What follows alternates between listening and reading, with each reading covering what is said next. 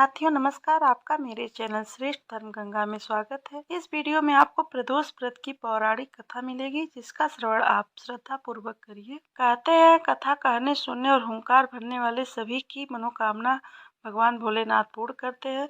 तो चलिए कथा का प्रारंभ करते हैं। बोलिए प्रेम से हर हर महादेव। प्राचीन काल की बात है, एक नगर में एक गरीब पुजारी रहता था। उस पुजारी की मृत्यु के बाद उसकी पत्नी अपने भरण पोषण के लिए पुत्र के साथ भीख मांगती थी और उसी से अपना पेट भरती थी। एक दिन उसकी मुलाकात विदर्भ देश के राजकुमार से हुई, जो कि अपने पिता की मृत्यु के बाद दर दर भटकने लगा था। उसकी यह हालत पुजारी की पत्नी से देखी नहीं गई। वह उस राजकुमार को अपने साथ घर ले आई और पुत्र जैसा रखने लगी। एक दिन पुजारी की पत्नी अपने दोनों पुत्रों को शांडिल्य ऋषि के आश्रम ले गई।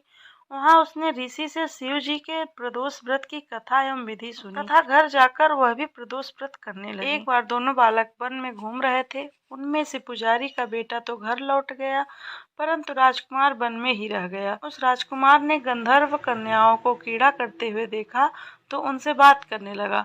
उस कन्या का नाम अंशुमति था। उस दिन वह राजकुमार घर देरी से लौटा।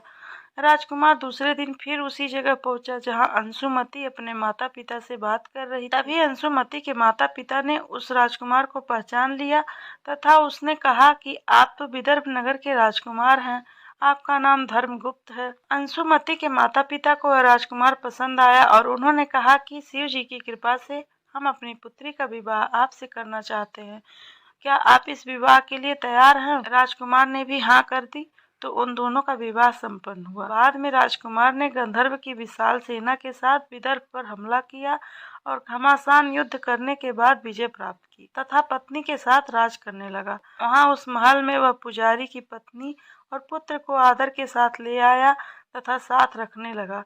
पुजारी की पत्नी तथा पुत्र के सभी दुख व दरिद्रता दूर हो गई और वह भी सुख से अपना जीवन व्यतीत करने लगे। एक दिन अंशुमति ने राजकुमार से इन सभी बातों के पीछे का कारण और रहस्य पूछा। तब राजकुमार ने अंशुमति को अपने जीवन की पूरी बात बताई और साथ ही प्रदोष व्रत का महत्व और व्रत से प्राप्त फल से भी अवगत कराया। उसी दिन से प्रदोष व्रत की प्रतिष्ठा और महत्व बढ़ने लगा तथा मान्यता अनुसार लोग यह व्रत करने लगे। कई जगहों पर अपनी श्रद्धा के अनुसार स्त्री पुरुष दोनों ही ये व्रत करते हैं। इस व्रत को करने से मनुष्य के सभी कष्ट और पाप नष्ट होते हैं और मनुष्य को मनचाहा फल की प्राप्ति होती है। साथियों, आशा करती हूँ कि आपको मेरी यह कथा अच्छी लगी होगी। कृपया मेरे चैनल को लाइक करें, सब्सक्राइब करें। धन्यवाद।